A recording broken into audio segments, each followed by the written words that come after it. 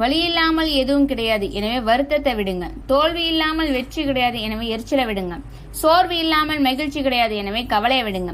ரொம்ப சிம்பிளான விஷயம் தாங்க வாழ்க்கை. எடுக்கிற விதத்துலதான் அது இருக்கு. எதுவும் சிரமம் இல்லைங்க. நாம் நினைச்ச அதையும் ஈஸியா செய்யலாம். முயற்சி இருந்தால் வெற்றி நிச்சயம். தோல்வியை கண்டு துவளாமல் தன்னம்பிக்கையோடு உங்கள் முயற்சியை தொடங்குங்கள். விரைவில் வெற்றி உங்கள் வசமாகும்.